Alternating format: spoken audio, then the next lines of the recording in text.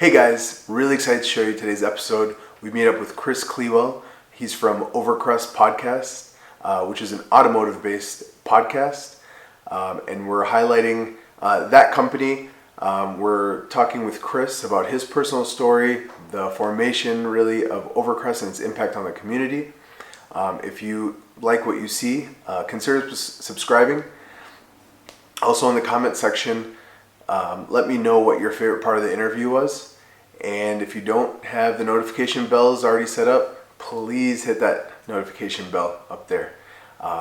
Without further ado, let's dive right into the episode. Thanks. Memphis.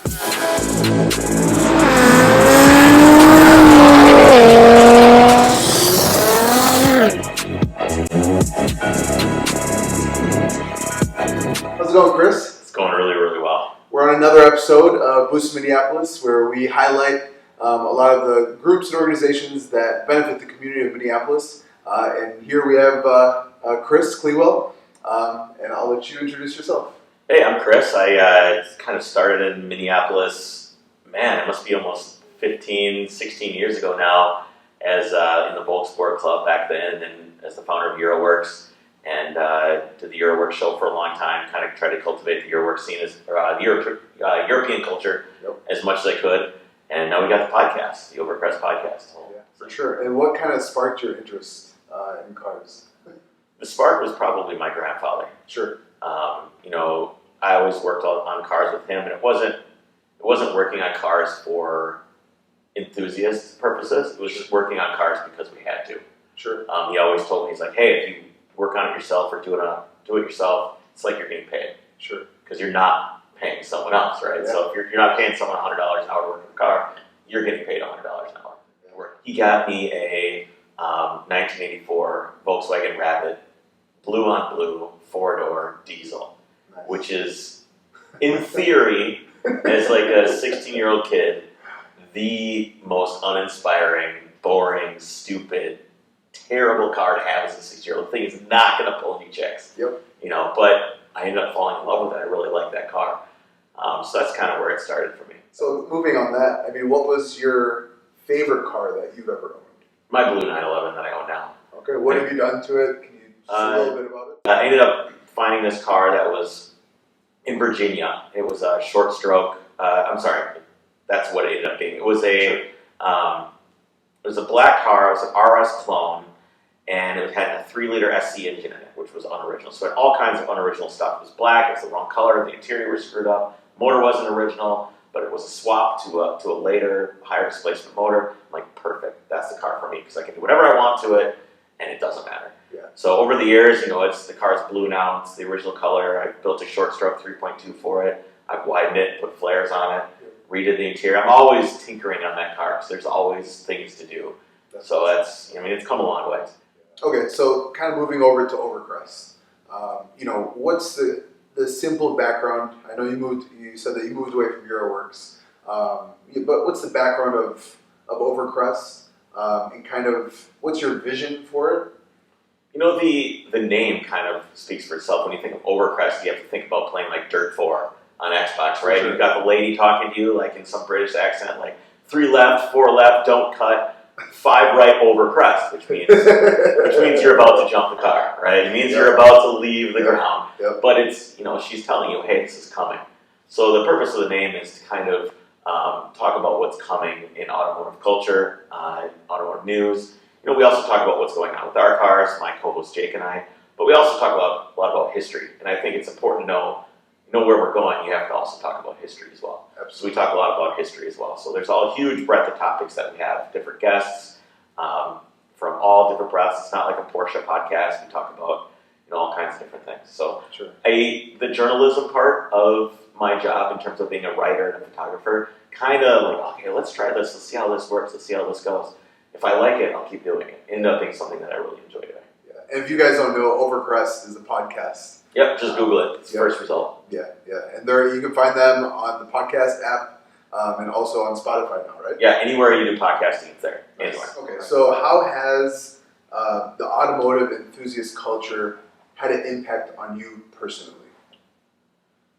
I think when I look at the way my grandfather grew up, and for a long time he had stuff like the Lions Club, right? So you would join the Lions Club, and that's how you would meet people, and they'd have social events, stuff like that, and they'd raise money, do charity work, blah blah blah. And of course there was car clubs too, but stuff like the Lions Club was a huge deal. Sure. And I think the car clubs and the car culture has given that to me in the same way, where I get to meet people, see new things, experience new things, do charitable works, and I think that's the core of how it's changed my life is exposed me to so many different kinds of people. Sure. And my entire life revolves around this. Everybody I know, everybody I talk to, when I wake up in the morning, when I go to sleep at night, it's just cars, car people, car things. I'm sure my wife and kids are like, oh my God, enough. But it's become such a cornerstone of my life that I can't imagine it without it. Sure. And then how has it also impacted you professionally? Because if you guys didn't know, Kris is also, I think, a very famous automotive journalist. And our background is his shot, and we can touch on that trip if you want to as well. But professionally, I got to assume that this has helped open up your network. Oh, for sure. I think it kind of goes hand in hand, right? So the way that it started for me is back in the day, we had Volksport, which was like this little core group of Volkswagen guys at a club, and I wanted to take pictures. I love taking pictures of cars. I've always been into photography since I was a little kid. Got my hands on a camera. Like, I want to take pictures of cars. And those guys were just like, F you, you're never going to do it. Yeah. And that was, for me, chip on your shoulder. Chip on my shoulder, and spite is a powerful motivator, right?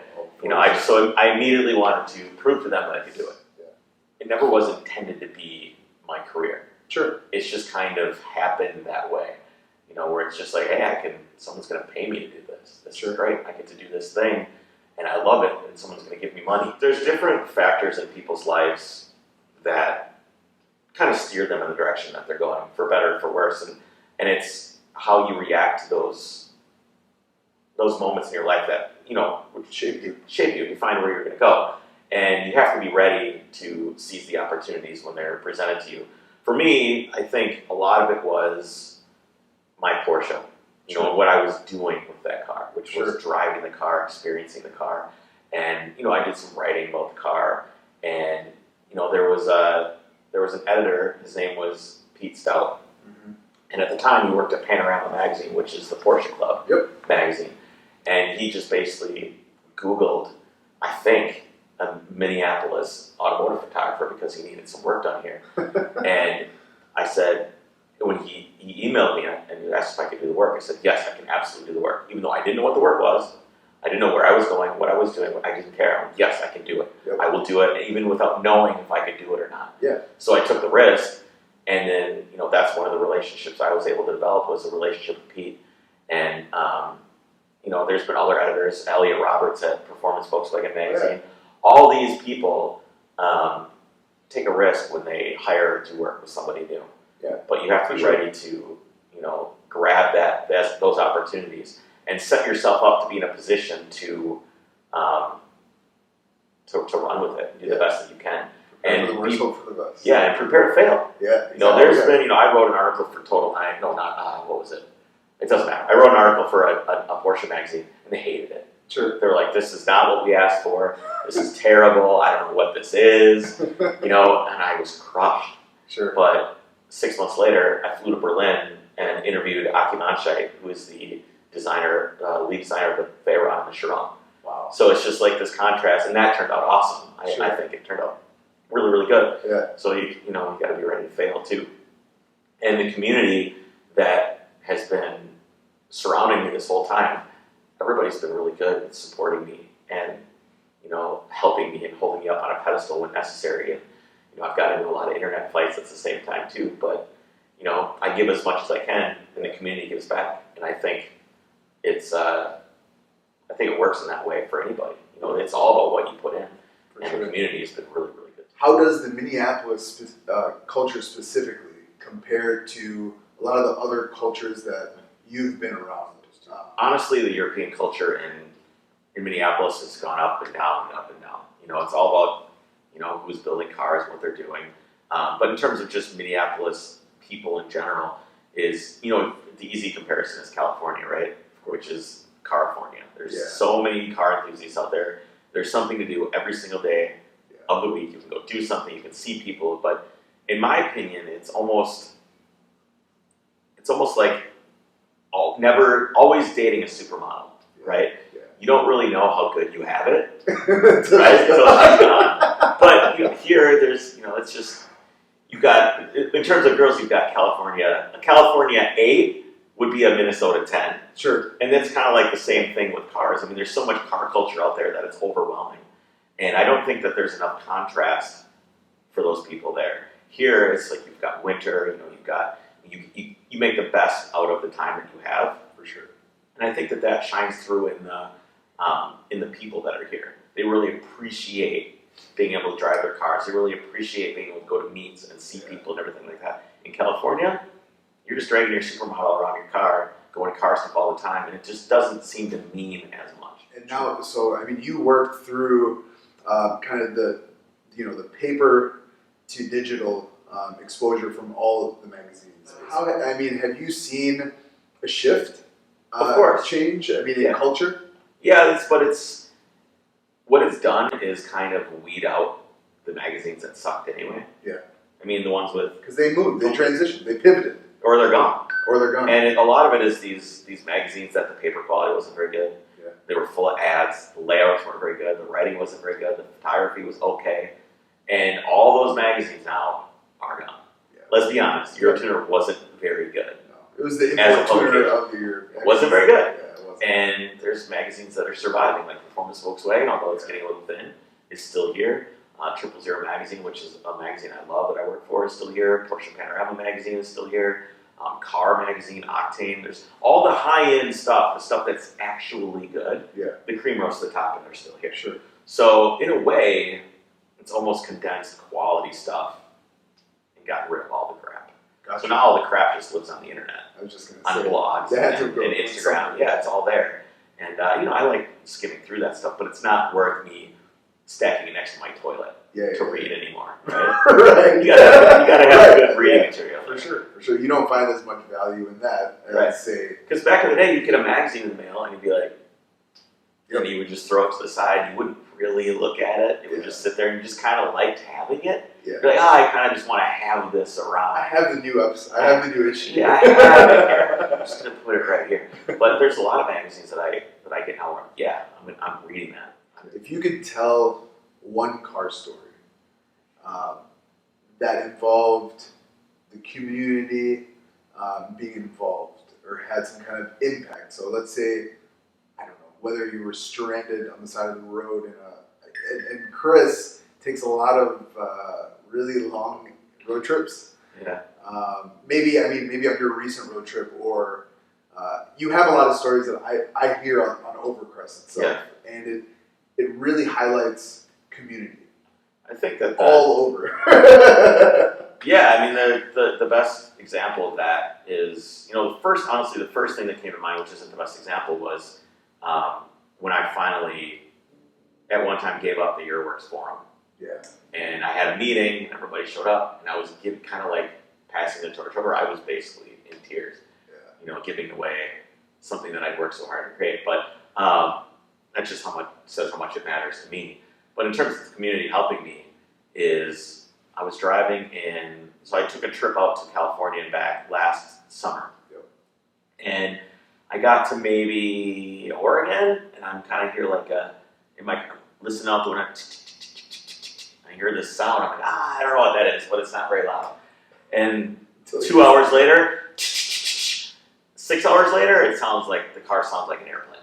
Like it sounds like a prop airplane. And I'm like, oh my God, what is this sound? It's clearly the transmission because I can feel it in the shifter, and I'm 2,500 miles from home. Your synchros are grinding. It was something, right? So okay, what do I do? So I pull over and I go to O'Reilly and I buy new gear oil, and I change the gear oil in the middle of this crappy little town in Northern California, and I spilled gear oil all over this gas station owner's nice new concrete. I felt so bad. I went to the gravel side. I'm like pulling gravel up to try and soak it up. But when I pulled the drain plug, I could see metal teeth. Teeth, not single. Oh, it wasn't just shrapnel. Teeth. I could see metal teeth. And I went, oh, what am I going to do? So I posted on Instagram. I'm like, yeah, I don't know what I'm going to do. This is the shit that's going on right here. I woke up in the morning to just like an outpouring from the community. How can I help? What can I do? Where are you? What's going on? So you, at that point, you posted anywhere that was near that gas station. You didn't take it any further, really. Yeah, we stayed at a, no, actually I drove probably. So after that, I said, you know what? Okay, I'm like, screw it, I'm just going to drive it. You know, if it blows up, it blows up. Yeah. So we went on this road called the Lost Coast, Okay. which is easily the worst road I have ever driven on. It was a minefield. And it was probably about Pothole-wise, or? Yeah, Oh, potholes, sure, yeah. gravel, Oh, God. everything, you know, just, Sure. and it was windy and twisty and in this mountain, which was cool, and it went down by the ocean, and it was one of the most beautiful, terrible roads I've ever driven on. But I remember asking this guy pulled up next to me. He's like, "You boys, be careful now. The roads get pretty bad up ahead." I'm like, "What do you mean?" He's like, "There's washouts, blah blah blah." So I'm like, "You know what?" Was somebody else with you at this time? Yeah, I had my buddy Nathan with me, who Gotcha. has been around forever in the club, and then my buddy Steve, who was in his 911 behind me, and I'm driving the blue Porsche. Yep. The 72 911. And I was just creeping down these roads, just these winding roads, and my headlight was falling off because it was just bam, bam, bam. And I'm listening to the transmission, just. I just went, you know what? I'm done. And I drove that thing as hard as I possibly could for about 20 minutes, just absolutely pummeling the transmission. Going up these hairpins, just basically going around the hairpin to go up like this, just lifting the front tire off the ground, drifting sideways on every hairpin, you know, clutch kicking the car. Just to get it. Like, you know what? I don't care anymore. I don't care. It's already broken. What's going to happen? But it's a testament to how strong that transmission really was, because I was just thrashing it with no teeth on one of the gears. Which, anyway, so we ended up getting to, and then I stayed that night, and that's when I made the post. I don't know what I'm going to do. So I wake up in the morning, and oh, by the way, this road took 4 hours to go 35, 40 miles. Sure. It was, like, Waze says this, 4 hours, 35 miles. Come on. No way. Sounds like fun roads, though. No way it's going to take this long. It was fun. I would do it again. Yeah. I mean, it sounded like the strut car was going to come through the chassis. I mean, it was. Where was this exactly? It's on the California coast. It's called the Lost Coast. The Lost Coast. The Lost Coast, which is a great name for a terrible road. But I mean, it was absolutely beautiful. I mean, it was stunning. The views were some of the best I've ever seen. Oh, okay. So I wake up in the morning and I have all these messages. Hey, what can I do to help? Blah, blah, blah. I got one message from a guy. His name is Cameron Whalen from Whalen Motorsports. And he goes, "Hey man, I think I found you a transmission." I said, "Oh my God." So I drive down there. Sure enough, he finds a transmission. We go get it at this machine shop.